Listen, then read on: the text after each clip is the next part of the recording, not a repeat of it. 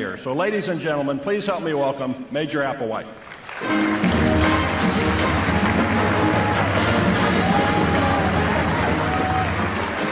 Thank you. Thanks for having me. This is a great honor.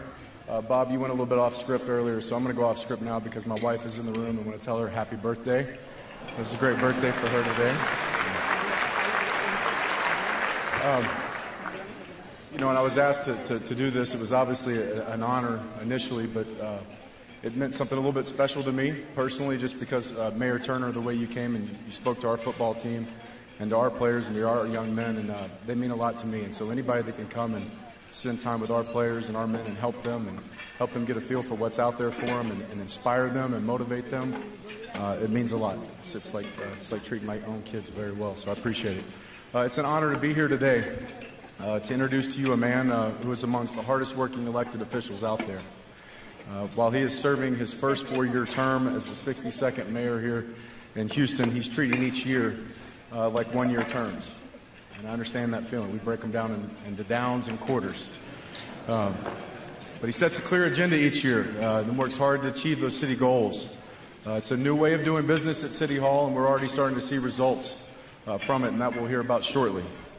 He's been called the Energized Bunny because he doesn't stop. You take a look at his calendar and you see all the business events and community events. And quite honestly, I've even had this conversation with him. How do you do this? How are you all over the place all of the time? But it's very simple. There's a passion. There's a passion inside of him that there's not one time, not one opportunity he wants to let pass. The image and the future of the city of Houston is something that's extremely important to him. And he doesn't waste a single down, doesn't waste a single rep or a single step out on that field. So he made a choice. He made a choice to live in the underserved Acres Home neighborhood, where he grew up in a 2-bedroom house, 1 bathroom, 8 brothers and sisters, and a very humble beginning. He remembers what it was like to go to bed hungry, and those humble beginnings are what make him the man and the leader that he is today. He holds a law degree from Harvard. After that, before serving as mayor, 27 years with the state legislature. He believes that if we dream it, we can achieve it. And he's committed to creating a better tomorrow for Houston. And I also need to mention that he's obviously a proud Cougar and a member of the H-Town Takeover.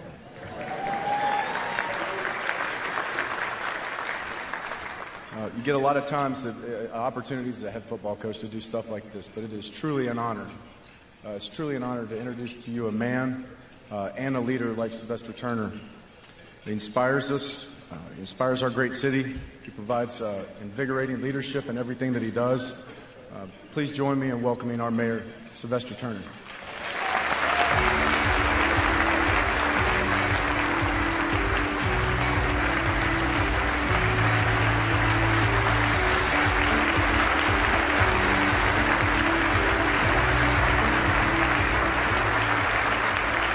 Thank you. Thank you very much. Who told you to sit down? It was just getting good. Let me start off by thanking Coach Applewhite. Look, he is already a winner. U of H is already a winner. Can't wait for this exciting season. I know the Cougs are going to do extremely well. Happy birthday to your wife as well. But give it up to the Cougs, give it up to Coach Applewhite.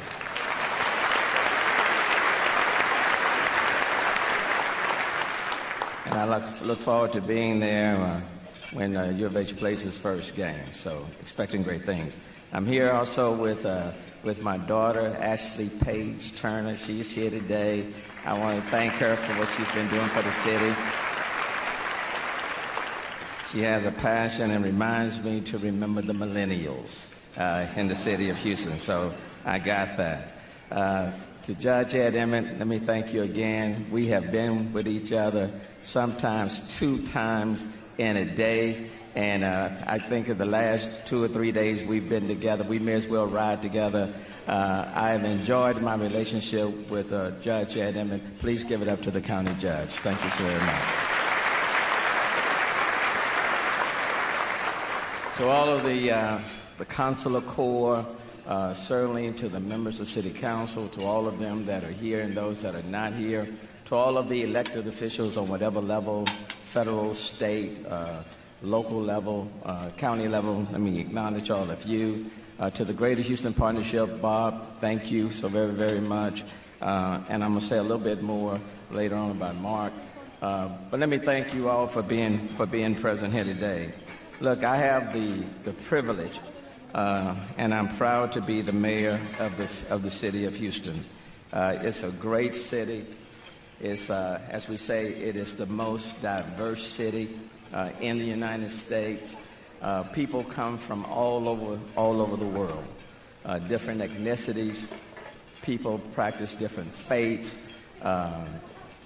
You can marry who you want to marry in this city. Orientation simply doesn't make a difference, and neither should it make a difference in our city.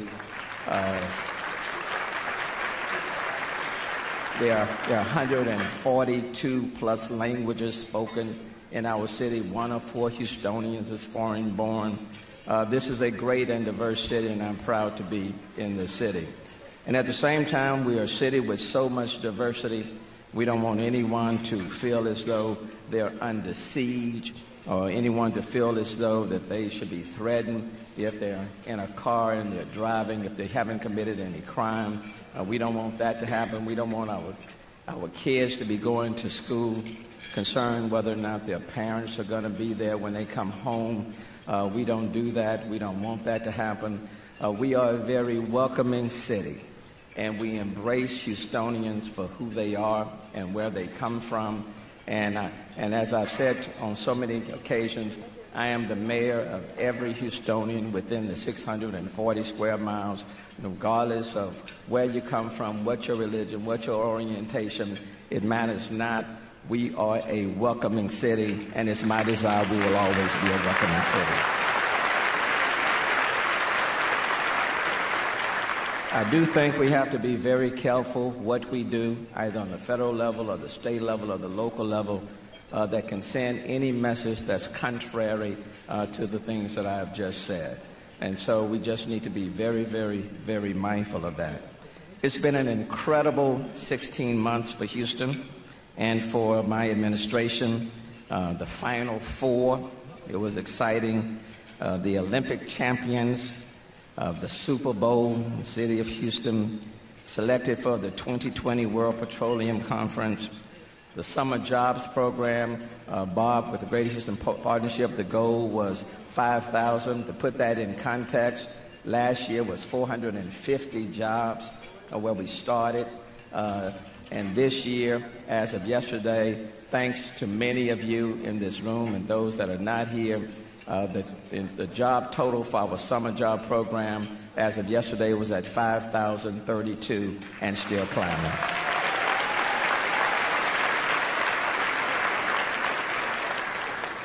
Houston is now ranked the #1 city in the United States for minority-owned businesses in the entire United States. Doesn't get too much better than that. I certainly want to thank Steve Costello, the flooding czar, the chief resiliency officer, for working on our drainage and flooding. It continues to be and will always be a major, major priority.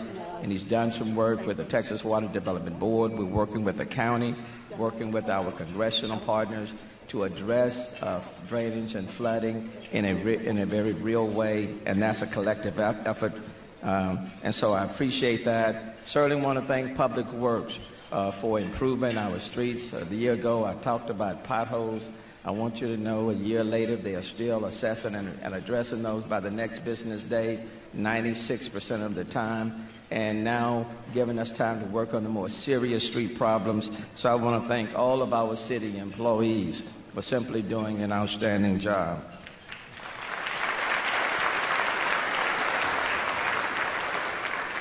A year ago, I stood before you and pledged to bring to Austin a plan that would reduce the city's pension liability and reduce the city's annual cost on an immediate and long-term basis.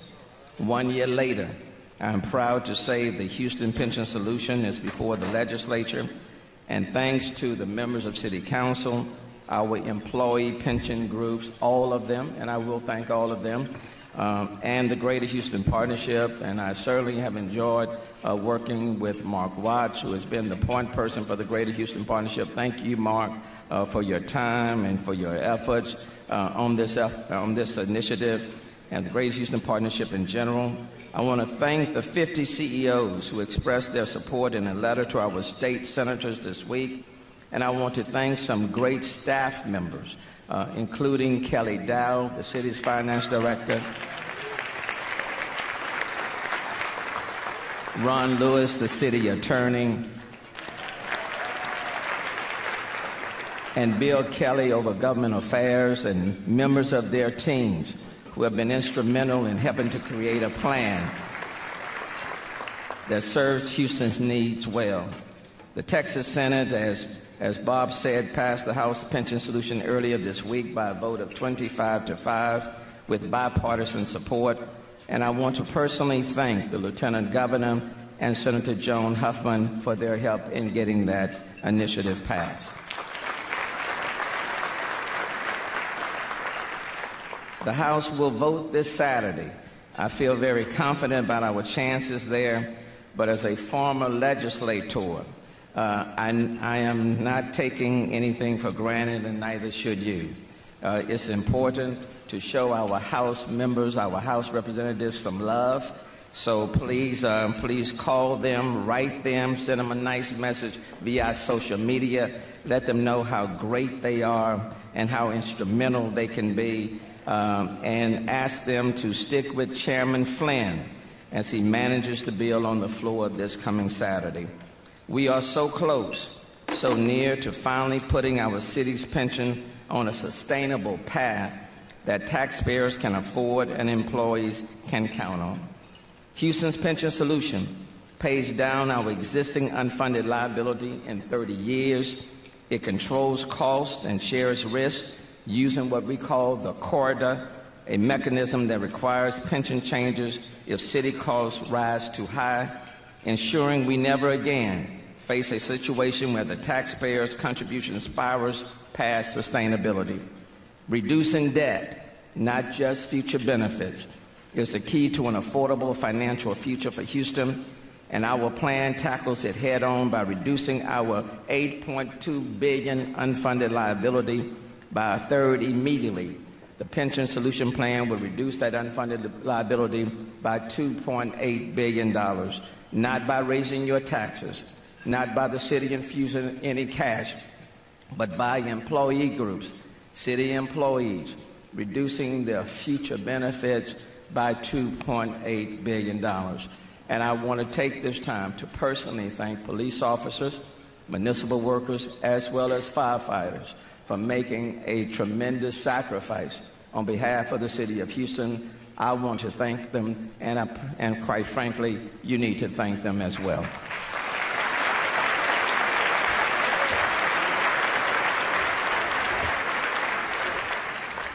We have accomplished in Houston, what we have accomplished in Houston shows that even the most intractable problems can be resolved when you offer innovative solutions, when you work in good faith with stakeholders, and when all parties are willing to engage in shared sacrifice. It's not a perfect pension bill, but it is a very good deal for the city of Houston. 3 years ago, oil was $100 per barrel, and then a year ago was down to nearly $45. The energy slowdown put a spotlight on our weak foundation, and things got more challenging when the revenue cap kicked in.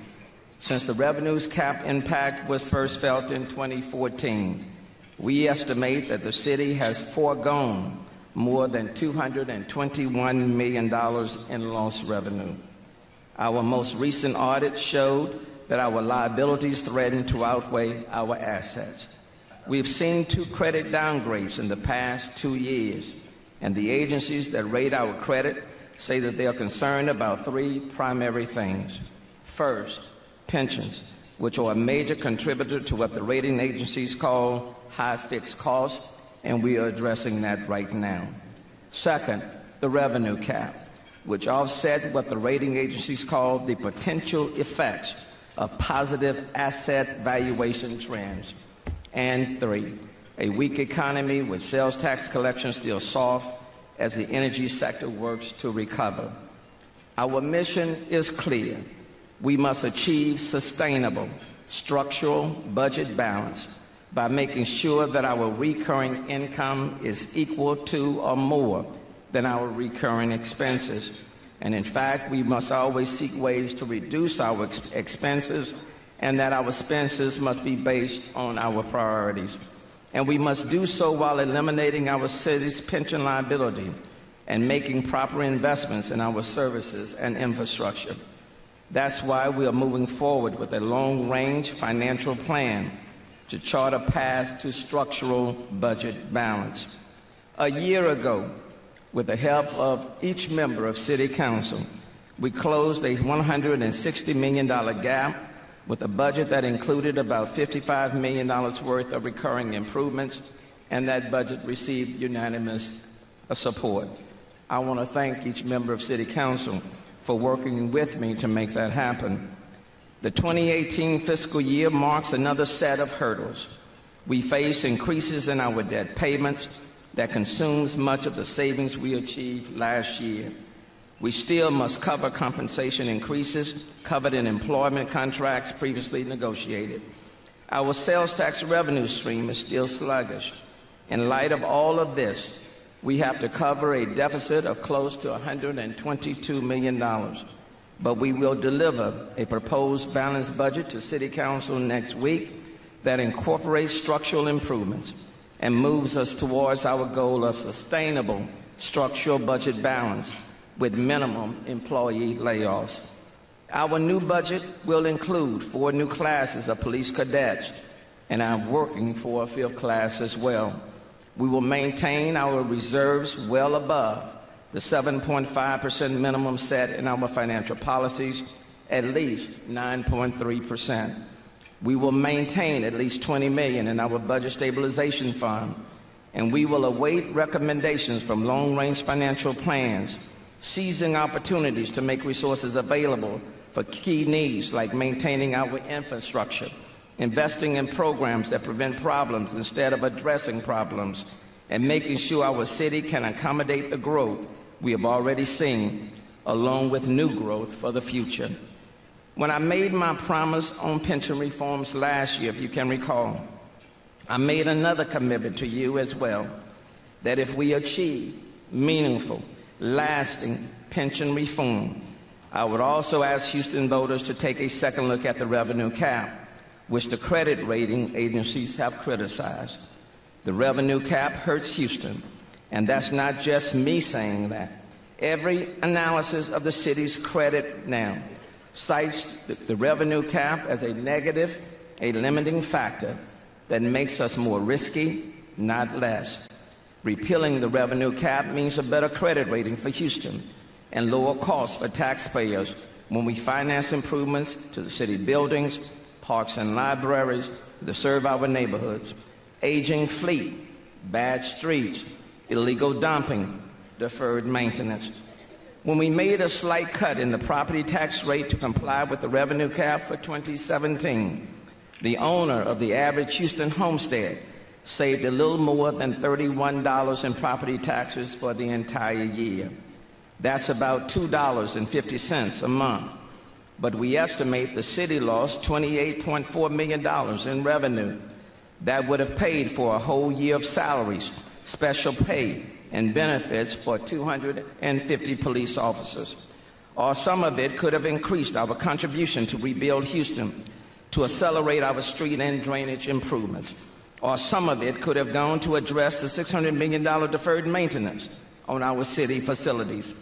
The bottom line is this: people are calling every day 311, asking us to do something about illegal dumping. I saw a story on that last night on Channel 13. They're asking us to do something about illegal dumping and bad streets. I saw that story the other night on Channel 11. They're asking about hazardous material inspections, crime, and people living in tents under our bridges or close to neighborhoods or businesses. I received a call on Saturday morning from a business owner complaining about the homeless that's close to his business. Let me underscore the issue of homelessness. We must do more. Homelessness is a humanitarian issue right in our own backyard. It affects all Houstonians, no matter your neighborhood, no matter your income. That is why I recently announced a comprehensive 6-point holistic plan to further respond to homelessness and street issues. A plan that will expand efforts to permanently house the homeless, increase shelter options, implements common sense public safety policies, and launches a public awareness campaign. Instead of giving to panhandlers on the street, we want to encourage people to provide meaningful change, not spare change. Do not become an enabler and cause the problem to get even worse. Permanently housing the homeless with the supportive services they need is at the center of our plan. Transformational, nationally recognized work is being done through The Way Home, our comprehensive, collaborative homeless housing initiative. Over 100 public and private partners are not just responding to homelessness, but they are solving it. Since taking office, we have worked hard to permanently house over 1,120 homeless veterans. We have found the solution to homelessness is housing and employment, along with mental health and substance abuse services. But our efforts are currently being hampered. With Congress' extension of the continuing resolution, halting the issuance of vouchers, we no longer have all of the funding needed to house the most vulnerable homeless on our streets. The inability to issue new housing vouchers will reduce the number of chronically homeless housed from 100 a month to just 35. We need your help more than ever. The earliest possible date the Housing Authority may be able to restart issuing new vouchers will be January of 2018. It will slash the number of chronically homeless individuals we'll be able to house. In March, The Way Home housed 74 chronically homeless individuals, and they were gearing up to house 100 on a monthly basis. Without the ability to issue new vouchers, we will only be able to house up to 35 chronically homeless individuals, reducing the number of chronically homeless housed by up to 65%. The plan that we announced 2 months ago was to house 500 chronically homeless individuals, people who are currently on our streets, in 6 months, including the 74 chronically homeless individuals housed in March, the first month of the challenge. We will only be able to house 249 chronically homeless individuals out of the 500 goal, leaving us 251 short. It cost approximately $8,000 to $8,500, including administrative costs, to house a chronically homeless individual for 1 year. The supportive services are covered by other sources. It would cost approximately $2.1 million to house the 251 chronically homeless needed to reach our goal. I know it's not a good sight to see people under our bridges with tents and sofas and couches and cooking equipment. And I know it's not something that we are proud of when we go to our games and we see people that are out there on our sidewalks. I understand that. But I also recognize that there are people who have fallen through our cracks, people who are needing our help, people who are suffering from mental health and substance abuse. And I fully understand that people want them gone. I got that. But I also know these are not potholes. Where there's a pothole, we can provide asphalt and we can cover it up by the next day. But these are not potholes. These are human beings, and they're on our streets. And what difference does it make if we can have smooth roads and smooth streets, but we have people living on our streets with potholes in their lives? We can do better, and we must do better than that.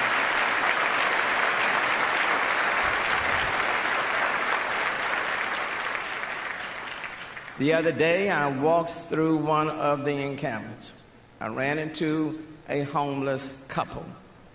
And the lady was very articulate, and she was very persuasive. She said to me, "Mayor, I have every document, every paper that I received from a housing authority or for some entity saying that you want to put us in a better place.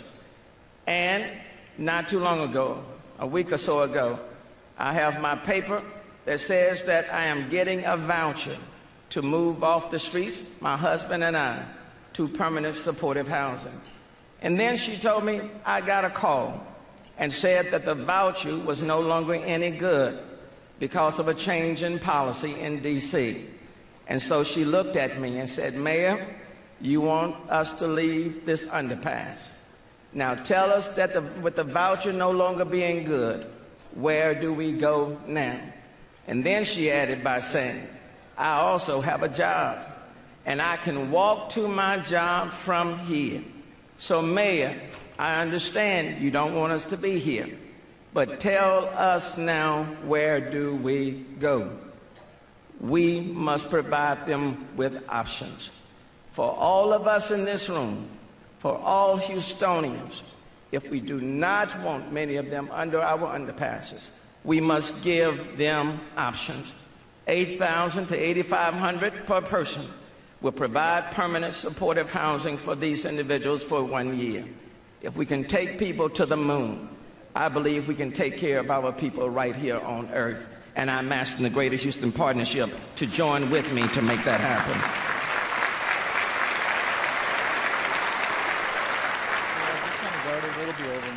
Last month, I shared with the directors of our city departments my priorities for our government.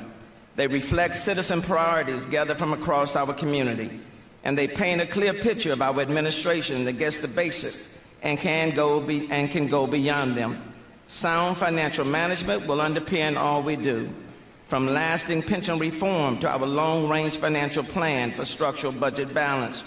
Working from the foundation, we will emphasize public safety and infrastructure services, the basics that consume much of our focus.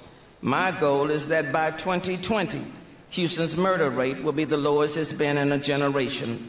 We will improve drainage, reduce congestion with better streets, and a transportation network that provides multiple options. By the way, the new Kinder survey says people in our region want that more than ever before. And I'll speak specifically about transportation in June. When I first took office, one of the important projects moving forward was the Complete Streets Initiative. We need complete streets that allow for safe, convenient walking and bicycling along with motor vehicles. But Houston doesn't just need complete streets.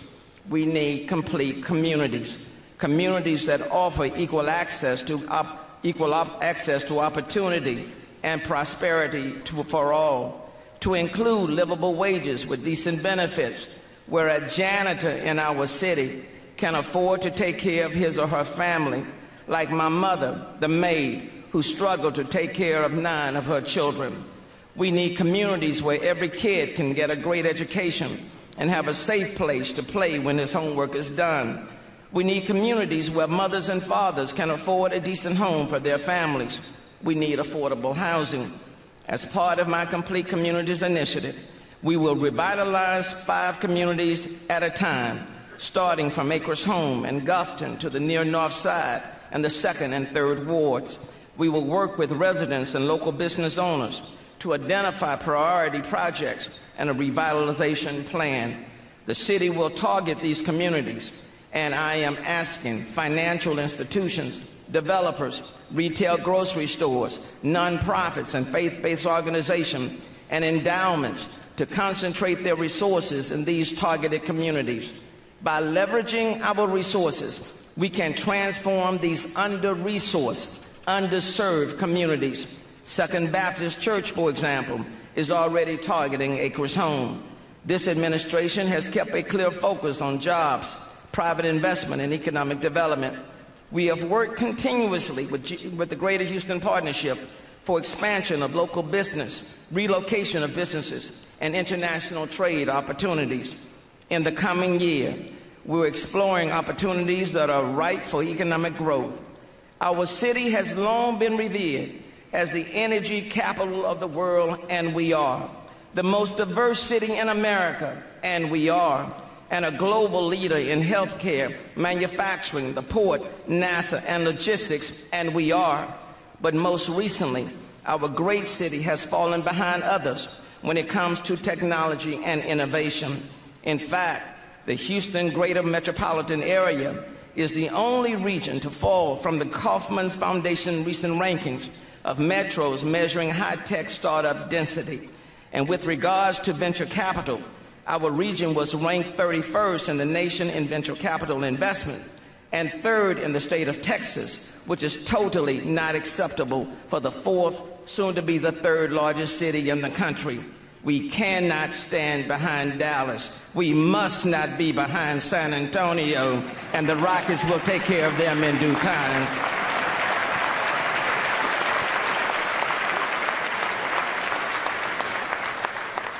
Last year, I commissioned a task force to investigate this issue to better understand the root causes of this problem, and more importantly, how can we fix it? They've looked at cities like Chicago, which just 5 years ago this month launched their regional hub, 1871. It has been a core driver to transform their local economy, spurring it to rise to a top city for technology, innovation, and entrepreneurship.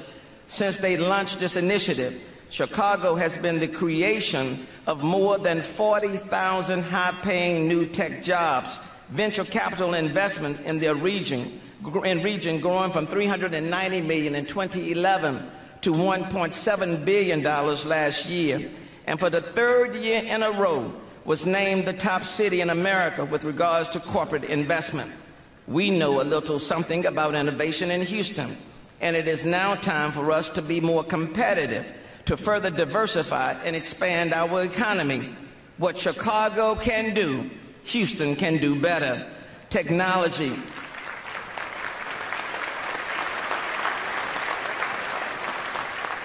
Technology innovation and vibrant startup community are key drivers to our city's presence as well as our future. In the spirit of collaboration, our task force is collaborating with the Greater Houston Partnership to drive this initiative. Through this plan, key initiatives include 1, the launch of a fund-to-funds model that will bring venture capital to the region and help our employers leverage innovation pathways, a model that has proven in other markets like Michigan and Cincinnati to be immensely successful in cultivating investment in technology and innovation. And 2, the birth of an innovation district that will give rise to the great creativity of our people, inspire new possibilities, and foster our culture of innovation. Through the combined, you can clap, it's okay. Through the combined efforts of the city, corporate sector, academia, investors, and startups, we will create a robust, competitive innovation economy. We will also connect our efforts to our young talent here in Houston, who often leave our city once to pursue high growth, high impact, transformative technology opportunities. And we will make strides to attract others outside millennials' talent to our city. Houston can and will be one of the most aggressive U.S. cities that advances and deploys new technology that will shape new business and improve our quality of life. Whether looking at autonomous vehicles or reimagining manufacturing and logistics, these and other initiatives will provide us a blueprint to transforming our economy and creating opportunities just like our friends in Chicago. The world calls Houston a knowledge capital because of the incredible concentration of ideas and innovation in our great city. One such idea recently conceived by a task force of Houstonians working with one of our academic institutions that I will not name right now was for the creation of an institute for data science right here in the city of Houston. The Institute for Data Science represents a unique opportunity for Houston to diversify our economy, solidify our leadership in technology, and to strengthen our base of world-class educational institutions. We cannot let this opportunity slip through our fingers because the initial approach was wrong, or because some may have disagreed with the original approach or motivation. If Houston wants to remain a global leader in energy, aeronautics, healthcare, and education, we also need to be a leader in data science. And the world's premier data science center needs to be and must be located right here in the city of Houston.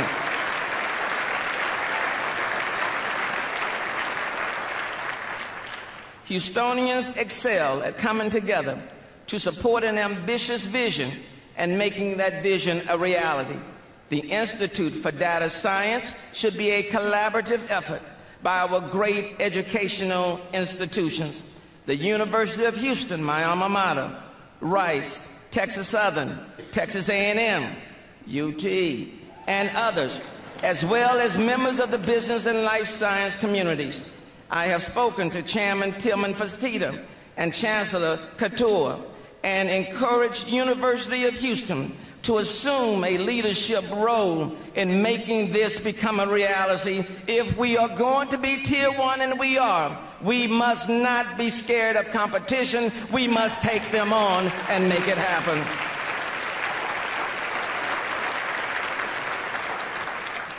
I stand ready to become an active part of the crucial effort to create the Institution for Data Science to Houston, and ask that you join me in this work.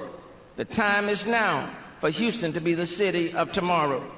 With all that we have done and all that is on the horizon, I am before you here today to state with resolve, the city of Houston in 2017 has never been more ready. We have never had more people. We have never had more diversity. We have never had more parks and green space, more connectivity. We have never had more artists, musicians, and talented individuals. We have never had a more dedicated police force, fire department, and municipal workers. We have never had a development and business community so broad, so robust, and so diverse. If we do not invest in our city by giving our time, talent, and treasure, we fail ourselves and our children. The question is not what happens to us if we give.